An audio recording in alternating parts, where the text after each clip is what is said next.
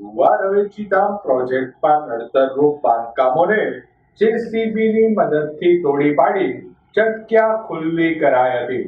ભાવનગરના રૂવામાં આવેલ ઐતિહાસિક અને શ્રદ્ધેય રવેચી ધામ મંદિરના સંકુલની કરોડોના ખર્ચે કાયાપલટ હાથ ધરાય છે.